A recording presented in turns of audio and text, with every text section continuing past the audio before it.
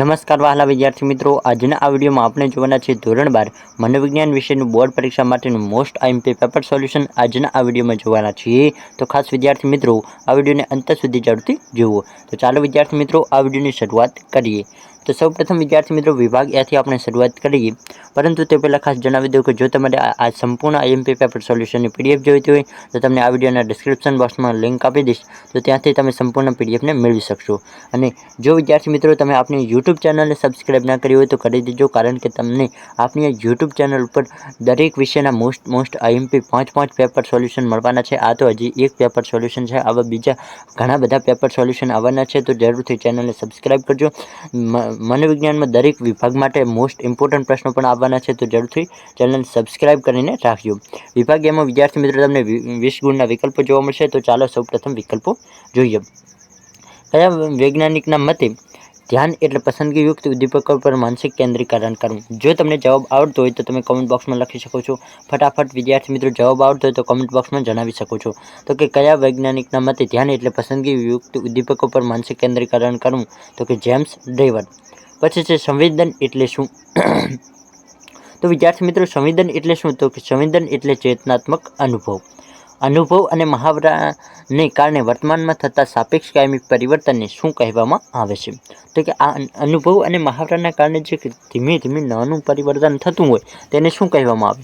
તો આ તો સરળ જવાબ છે, કારણ કે આપણે જીવનમાં કરીએ જ છીએ શું કરીએ તો કે શિક્ષણ આપણે જે લઈએ છીએ તેને જ કહેવામાં આવે છે કે અનુભવ અને મહાવરાને કારણે વર્તનમાં થતા સાપેક્ષ કાયમી આપણે દરરોજ જે ભણીએ એના કારણે થોડો આપણામાં ફેર થાય તેને શું એટલે આપણે શું કહેવામાં આવે? તો કે શિક્ષણ।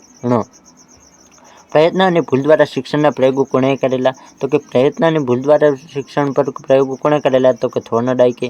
બુદ્ધિ ક્ષમતાનું માપન કરવાનું સૂત્ર કોણે દર્શાવ્યું હતું? ફટાફટ જવાબ આવડતો હોય તો કમેન્ટ બોક્સમાં લખી શકો છો, ઈસ્ટરને। પછી છે પ્રશ્ન 6 કે બુદ્ધિ અંગેનો ત્રિપરિમાણાત્મક સિદ્ધાંત કોણે આપ્યો? તો કે બુદ્ધિ અંગેનો ત્રિપરિમાણાત્મક સિદ્ધાંત કોણે આપ્યો? તો કે ગિલફર્ડે। આગળ જોઈએ પ્રશ્ન 7 મનોવલણો જન્મજાત નહીં પરંતુ કેવા હોય છે? તો કે મનોવલણો જન્મજાત નહીં પરંતુ સંપાદિત હોય છે। મનોશારીરિક વર્તનની માનસિક તત્પરતા એટલે શું? તો કે મનોવલણ। આગળ જોઈએ 9મો પ્રશ્ન છે કે માનવ જાતને ભારતની અપ્રતિમ ભેટ કઈ છે? તો કે માનવ જાતને ભારતની અપ્રતિમ ભેટ કઈ છે? તો કે ધ્યાન અને યોગ છે તે માનવ જાતને ભારતની અપ્રતિમ ભેટ છે, એટલે કે ભારત દ્વારા ધ્યાન અને યોગ આખા વિશ્વમાં આપવામાં આવ્યું છે। પછી છે 10મો પ્રશ્ન કે માનસિક રીતે સ્વસ્થ જીવન જીવવા માટે વ્યક્તિએ શેમાં પરિવર્તન કરવું પડશે? તો કે માનસિક રીતે સ્વસ્થ જીવન જીવવા માટે વ્યક્તિએ શેમાં પરિવર્તન કરવું પડે? તો કે પોતાની જીવનશૈલીમાં જ્યારે વ્યક્તિ પરિવર્તન કરે ત્યારે તેને સ્વસ્થ જીવન જીવી શકે છે। પછી છે 11મો પ્રશ્ન કે હિમશિલાનું ઉદાહરણ કયા ખ્યાલ સાથે સંબંધિત છે? તો કે હિમશિલાનું ઉદાહરણ શેના સાથે સંબંધિત છે? તો કે ચેતન અને અચેતન મન સાથે। પછી છે વિદ્યાર્થી મિત્રો પ્રશ્ન નંબર 12 કે નીચેનામાંથી કઈ મનોવિકૃતિ વારસાગત જોવા મળે છે? તો કે કઈ એવી વિકૃતિ છે જે વારસાગત જોવા મળે છે? તો કે છિન્ન જે મનોવિકૃતિ છે તે વારસાગત જોવા મળે છે। મનોપચાર એટલે માનસિક રોગોનો મનોવૈજ્ઞાનિક પદ્ધતિથી ઉપચાર, આ વ્યાખ્યા કોણે આપી છે? તો એ વ્યાખ્યા કોણે આપી? તો કે મનોપચાર એટલે માનસિક રોગોનો મનોવૈજ્ઞાનિક પદ્ધતિથી ઉપચાર, આ વ્યાખ્યા જેમ્સ ડેવરે આપી હતી। મુક્ત સાહચર્ય પદ્ધતિ એટલે શું? મુક્ત સાહચર્ય પદ્ધતિ કોણે આપી છે? તો કે મુક્ત સાહચર્ય પદ્ધતિ ફ્રોઈડે આપી છે। સંઘની ભાવના શેમાં વધારે જોવા મળે છે? તો સંઘની ભાવના શેમાં વધારે જોવા મળે? તો કે ગીચતામાં। ઓઝોનનું પડ પાતળું થવાને કારણે કયા રોગોનું પ્રમાણ વધી રહ્યું છે? તો આ તો સરળ જવાબ છે, તો કે ચામડીનું જે કેન્સરનું જે પ્રમાણ છે એ રોગો અત્યારે વધી રહ્યા છે, કારણ કે ઓઝોનનું પડ જેમ જેમ પાતળું થાય છે એમ ડાયરેક્ટ સૂર્યના કિરણો છે તે આપણી ચામડી ઉપર પડે છે, તેના કારણે ચામડીના કેન્સર થવાની શક્યતા અત્યારે વધી રહી છે। હવે જોઈએ 17મો પ્રશ્ન કે નીચેનામાંથી કયું સંસ્થાનું લક્ષણ નથી? સંસ્થાનું લક્ષણ કયું નથી? તો કે સંસ્થાનું લક્ષણ સેવાનો અભાવ એ સંસ્થાનું લક્ષણ નથી। પછી છે 18મો પ્રશ્ન કે નીચેનામાંથી કયું વ્યવસ્થાપકોનું મૂળભૂત કાર્ય છે? તો નીચેના વ્યવસ્થાપકોનું મૂળભૂત કાર્ય કયું છે? તો કે આયોજન। સુખ અને સુખાકારી અંગેના આપણા વસ્તુલક્ષી માપદંડોમાં નીચેનામાંથી કોનો સમાવેશ થાય છે? તો શેનો સમાવેશ થાય છે? તો કે આવકનો। પછી છે 20મો પ્રશ્ન કે મનોવિજ્ઞાનની એક શાખાને વિધાયક મનોવિજ્ઞાન એવું નામ કોણે આપ્યું? તો એવું નામ કોણે આપ્યું? તો કે માર્ટિન સેલિગમેને। અહીં વિદ્યાર્થી મિત્રો આપણે વિભાગ A નું સંપૂર્ણ સોલ્યુશન જોયું. હવે જોઈએ વિભાગ B નું. તો વિદ્યાર્થી મિત્રો વિભાગ B માં તમને દરેક પ્રશ્નના એક ગુણ આપવામાં આવે છે અને તમારે એક વાક્યમાં તેના જવાબ લખવાના હોય છે. 10 પ્રશ્નો અને 10 ગુણ તમને આપવામાં આવશે. તો તેમાં પ્રશ્ન 21 છે કે સંગઠનમાં સમીપતા એટલે શું? તો કે સમીપતા એટલે શું? તો કે સ્થળ અને કાળની દ્રષ્ટિએ પરસ્પર નજીક ગોઠવાયેલા ઉદ્દીપકો સંગઠિત થઈને ચોક્કસ આકાર ઉપસાવે છે, જેને એક એકમ સ્વરૂપે આપણે અર્થઘટિત કરીએ છીએ તેને સંગઠનમાં સમીપતા તરીકે ઓળખવામાં આવે છે. પ્રબલન એટલે શું? તો કે પ્રબલન એટલે શીખેલી કે શીખવામાં આવેલી પ્રતિક્રિયાને દ્રઢ કે બળવાન કરનારું ઘટક. તો વિદ્યાર્થી મિત્રો આવી વ્યાખ્યાઓ છે તે ખાસ મોસ્ટ ઇમ્પોર્ટન્ટ છે. જેટલી પણ તમારા મનોવિજ્ઞાન વિષયમાં વ્યાખ્યા છે તે તમને દરેકે દરેક વ્યાખ્યા આવડવી જરૂર છે. જો ઘણા બધા મનોવિજ્ઞાનની વ્યાખ્યા એકની એક વ્યાખ્યા આપી હોય તો તમે તેમાંથી કોઈ એક બે વ્યાખ્યા પાકી કરી શકો છો. બધી વ્યાખ્યા ના પાકી કરો તો કદાચ ચાલે. બુદ્ધિ અંગેનો દ્વિઘટક સિદ્ધાંત કોણે રજૂ કર્યો? બુદ્ધિ અંગેનો દ્વિઘટક સિદ્ધાંત કોણે રજૂ કર્યો? તો કે બ્રિટનના મનોવૈજ્ઞાનિક ચાર્લ્સ સ્પિયરમેને રજૂ કર્યો. સામાજિકીકરણ એ શાની પ્રક્રિયા છે? તો કે સામાજિકીકરણ એ સામાજિક રીતિ રિવાજો, મૂલ્યો, ધોરણો, રહેણીકરણી અને વિચારસરણી આત્મસાત કરવાની પ્રક્રિયા છે. પછી છે પ્રશ્ન નંબર 25 કે મનોભારક કોને કહેવામાં આવે છે? તો કે મનોભારક કોને કહેવાય? તો કે મનોભારને ઉત્પાદન કરનારા વૈવિધ્યપૂર્ણ બાહ્ય અને આંતરિક ઉદ્દીપકના સમૂહને મનોભારક કહેવામાં આવે છે.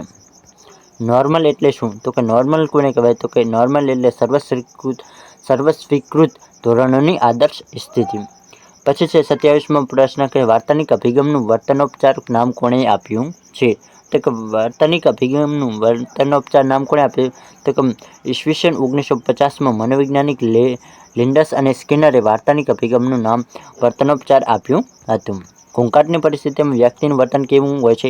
તો કે ઘોંઘાટની પરિસ્થિતિમાં કાર્ય કરવામાં વધારે શારીરિક અને માનસિક શક્તિઓ વપરાય છે. આવી પરિસ્થિતિમાં વ્યક્તિ જલ્દી થાકી જાય છે અને તેનો સ્વભાવ ચીડિયું બની જાય છે. તો કે આપણે જ્યારે કોઈ વધુ અવાજવાળી વસ્તુ કે વધુ અવાજ જ્યાં થતો હોય ત્યાં આપણે રહેતા હોય ને તો આપણું મન કેવું થઈ જાય? તો કે આપણે કોઈ વ્યક્તિ જરીક બોલાવે તો આપણને ગુસ્સો આવી જતો હોય છે. અને સાથે જ બીજું શું થતું હોય તો કે આવી પરિસ્થિતિમાં વ્યક્તિ જલ્દીથી થાકી જતો હોય છે. તો કે કોઈ પણ વ્યક્તિ થોડુંક કામ કરે અને ત્યારબાદ થાકી જતો હોય છે, કારણ કે ઘોંઘાટના કારણે તેના મન ઉપર અસર થતી હોય છે. કેન્દ્રીકરણ એટલે શું? તો કેટલીક સંસ્થાઓમાં ઉપરી વ્યવસ્થાપન દ્વારા જ બધા નિર્ણયો લેવામાં આવે છે અને તેઓની નીચે કામ કરતી વ્યક્તિઓ આ નિર્ણયોનું પાલન કરે છે. સંસ્થામાં આ કેન્દ્રીયકરણ કહેવામાં આવે છે.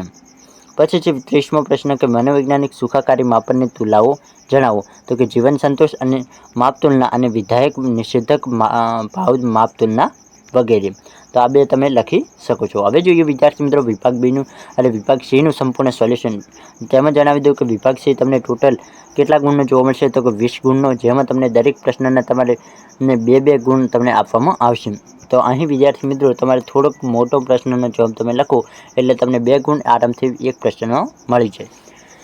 અહીં વિદ્યાર્થી મિત્રો તમને ટોટલ 14 પ્રશ્નો વિભાગ સીમાં આપવામાં આવશે, પરંતુ તમે કોઈ પણ 10 પ્રશ્નોનો તમારે સાચા જવાબ લખવાના રહેશે. તો ખાસ તમારે 10 પ્રશ્નોના જવાબ લખો. જો તમારે 14 પ્રશ્નોના જવાબ તમને આવડતો હોય અને જો તમારી પાસે સમય હોય તો તમે લખી શકો છો. બાકી તમારે 10 પ્રશ્નોના જવાબ લખો તો તમે સારું કહેવાય. તો 14 પ્રશ્નના સાચા જવાબ લખો તો તેનાથી શું ફાયદો થાય? તો કે આ 10 પ્રશ્નોમાંથી કોઈ એક પ્રશ્ન ખોટો પડે તો આમાંથી જો કોઈ સાચો પડે તો તમને એના ગુણ મળી શકે છે. તો વિદ્યાર્થી મિત્રો હવે સંવેદન એટલે શું તે જોઈએ. તો કે સંવેદન એટલે જ્ઞાનેન્દ્રિય દ્વારા થતો ઉદ્દીપકોનો અનુભવ. કોઈપણ પ્રકારના બાહ્ય ઉદ્દીપકની અસર માનવીની જ્ઞાનેન્દ્રિયો પર થાય જેનાથી તેના આંતરવાહી તંતુઓ ઉત્તેજાય અને મગજના ચોક્કસ ભાગને સંદેશો પહોંચે તેને સંવેદન કહેવામાં આવે છે. સંવેદન એટલે સભાનતામાં સર્જાતું એવું પરિવર્તન કે જે ચેતાતંતુઓની અસાધારણ ઉત્તેજના મગજમાંના સંવેદન વિસ્તાર કેન્દ્ર સુધી પહોંચવાથી ઉત્પન્ન થાય છે. હવે વિદ્યાર્થી મિત્રો જોઈએ 32મો પ્રશ્ન કે વિધાયક પ્રબલન એટલે શું? તો કે વિધાયક પ્રબલન કોને કહેવામાં આવે? તો કે જે પ્રબલક પ્રાણીની શીખેલી પ્રતિક્રિયાને વારંવાર કરવા માટે પ્રેરણા આપીને પ્રતિક્રિયાને દ્રઢ બનાવે તેને વિધાયક પ્રબલન કહેવામાં આવે છે. વિધાયક પ્રબલન પૂરું પાડવાથી પ્રાણીએ શીખેલી પ્રતિક્રિયાની પ્રબળતા વધે છે. તો કે જ્યારે કોઈ પ્રાણી કોઈ ઘટના કે કોઈ પ્રતિક્રિયા હોય તેને શીખે છે ત્યારે તેને વારંવાર તે પ્રેરણા આપવામાં આવે કે તું વારંવાર આ પ્રતિક્રિયા કર, અને ત્યારે વારંવાર પ્રતિક્રિયા કરે ત્યારે તે પ્રતિક્રિયાને શીખવામાં તેની પ્રબળતા વધે છે. આમ આને વિધાયક પ્રબલન તરીકે આપણે ઓળખી શકીએ. અહીં વિદ્યાર્થી મિત્રો તેની વ્યાખ્યા પણ આપેલી છે કે પ્રતિક્રિયાની વારંવારિતા વધારવાનું અને પ્રતિક્રિયા બાદ રજૂ કરાતું ઉદ્દીપક એટલે વિધાયક પ્રબલન. હવે છે 33મો પ્રશ્ન કે ગિલફર્ડ ત્રિપરિમાણાત્મક સિદ્ધાંતમાં રહેલા ઘટકો અને માનસિક ક્ષમતાઓ જણાવો. તો અહીં વિદ્યાર્થી મિત્રો ત્રિપરિમાણાત્મક જે ઘટકો છે તેના આપેલા છે તો કે ક્રિયા, વસ્તુ અને નિપજ, અને તેમાં પણ માનસિક ક્રિયામાં આ 5 પ્રકારની માનસિક ક્ષમતાઓનો સમાવેશ થાય છે. તો કઈ તો કે મૂલ્યાંકન, કેન્દ્રિત ચિંતન, વિકેન્દ્રિત ચિંતન, સ્મૃતિ અને બોધ. તો આ તમે લખી શકો છો. હવે વિદ્યાર્થી મિત્રો હું તમને ડિટેલમાં પ્રશ્નના જવાબ નહીં આપું, ખાલી ઉપરથી હું તમને જણાવી દઈશ. બાકી જો સંપૂર્ણ હું પ્રશ્નના જવાબ આપીશ તો વિડીયો ખૂબ જ લાંબો થઈ જશે. એટલે તમારે સંપૂર્ણ પ્રશ્નો વાંચવા હોય તો પીડીએફની લિંક તમને આપી દઈશ. તો વિદ્યાર્થી મિત્રો હવે છે મનોવલણના સ્વરૂપમાં કોઈ પણ 4 મુદ્દાઓ જણાવો. તો કે મનોવલણો જન્મજાત નથી. મનોવલણો મોટે ભાગે કાયમી હોય છે. બીજું શું છે તો કે મનોવલણો વ્યક્તિ કે વસ્તુના સંદર્ભમાં હોઈ શકે છે. મનોવલણો વ્યક્તિ તરફથી જૂથ તરફ વિકસે છે. મનોવલણો જૂથવ્યાપી હોય છે. મનોવલણો હેતુ અને લાગણીસભર હોય છે. મનોવલણ વ્યક્તિના આનંદમાં દર્શાવે છે. મનોભારની પહોંચી વળવાની પ્રવિધિઓ જણાવો. તો કે મનોભારને પહોંચી વળવાની પ્રવૃત્તિઓ કઈ છે તો કે સમસ્યા કેન્દ્રિત પ્રવૃત્તિઓ, આવેગ કેન્દ્રિત પ્રવૃત્તિઓ, અહમ બચાવ કેન્દ્રિત પ્રવૃત્તિઓ. તો અહીં તમે 3 મનોભારને પહોંચી વળવાની પ્રવૃત્તિઓ લખી શકો છો. ર્યુપટેક પ્રક્રિયા એટલે શું? તો ખાસ વિદ્યાર્થી મિત્રો મોસ્ટ ઇમ્પોર્ટન્ટ પ્રશ્ન છે. સામાન્ય રીતે એક ચેતાકોષમાંથી ચેતાપ્રવાહ તે જ ચેતાકોષમાં પાછો ફરે તેને ર્યુપટેક પ્રક્રિયા કહેવામાં આવે છે. આના પરિણામે ખિન્નતા જેવી વિકૃતિ થવાની સંભાવના રહે છે. ખિન્નતા વિરોધી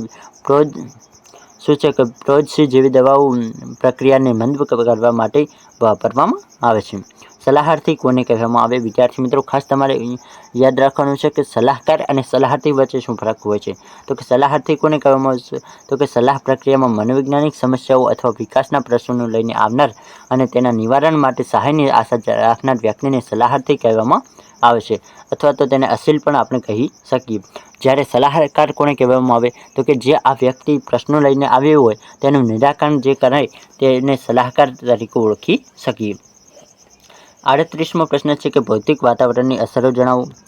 તો ભૌતિક વાતાવરણની અસરો પણ અહીં લખેલ છે. હું તમને થોડુંક સમજાવી દઉં, બાકી તમે વાંચી શકો છો. ભૌતિક વાતાવરણમાં જંગલો અને અન્ય ભૌગોલિક સંપત્તિ જેવા ભૌતિક પર્યાવરણમાં સમાવેશ થાય છે. શહેરો, રહેઠાણો, બજારો, ઓફિસો, રેલવે, પાકા રસ્તાઓ વગેરે માનવ સર્જિત પર્યાવરણના ભૌતિક વાતાવરણમાં સમાવેશ થાય છે. આગળ જોઈએ 39મો પ્રશ્ન છે કે કેન્દ્રીકરણ એટલે શું? તો કે કેન્દ્રીકરણ કોને કહેવામાં આવે? તો કે કેટલીક સંસ્થાઓમાં ઉપરી વ્યવસ્થાપક દ્વારા જ બધા નિર્ણય લેવામાં આવે છે અને સંસ્થાના તમામ કર્મચારીઓને તેના આદેશોનું પાલન કરવાનું હોય છે. આ પ્રકારના વહીવટને શું કહેવામાં આવે? તો કે કેન્દ્રીકરણ કહેવામાં આવે છે. તો કે તમે સરળ ભાષામાં સમજો કે જ્યારે કોઈ એક કંપની હોય તેના દરેક નિર્ણયો જે મેન વ્યક્તિઓ લેતો હોય તો આ બધા જ બીજા જે પણ લોકો હોય તેને આ નિર્ણયોનું પાલન કરવાનું હોય તો તેને શું કહેવામાં આવે? તો કે કેન્દ્રીકરણ દ્વારા નિર્ણય લેવામાં આવેલો, એટલે કે મેન વ્યક્તિ દ્વારા નિર્ણય લેવામાં આવે ત્યારે તેને શું કહેવામાં આવે? તો કે કેન્દ્રીકરણ કહેવામાં આવે છે. તમે સરળ ભાષામાં એમ સમજી શકો છો. પછી છે 40મો પ્રશ્ન કે વિધાયક મનોવિજ્ઞાનની વ્યાખ્યા આપો. તો કે વિધાયક મનોવિજ્ઞાન શું છે? તો અહીં 2 વ્યાખ્યાઓ છે. હું તમને કોઈ પણ એક સમજાવી દઉં છું. વિધાયક મનોવિજ્ઞાન એ સામાન્ય માનવ સમર્થો અને સુદ્રનો વૈજ્ઞાનિક અભ્યાસથી કશું વિશેષ નથી. આગળ જોઈએ તો અહીં વિદ્યાર્થી મિત્રો તમને ટોટલ 40 પ્રશ્નોનું મેં સોલ્યુશન આપ્યું છે અને વિભાગ C સુધી આપણે સંપૂર્ણ સોલ્યુશન જોયું. આમ તો તમને 44 પ્રશ્નો 14 પ્રશ્નો તમને વિભાગ Cમાં જોવા મળશે, પરંતુ અહીં આપણે 10 મોસ્ટ ઇમ્પોર્ટન્ટ પ્રશ્નો વિભાગ Cમાં જોઈ લીધા છે. બાકી આજનો આ વિડીયો પસંદ આવે તો વિડીયોને વિદ્યાર્થી મિત્રો લાઇક કરજો. તમારા દરેક મિત્રો સુધી આ વિડીયોને શેર કરજો. ફરી મળીએ કોઈ નવા વિડીયોના નવા ટોપિક સાથે. ત્યાં સુધી જરૂરથી ચેનલને સબસ્ક્રાઈબ કરીને રાખજો.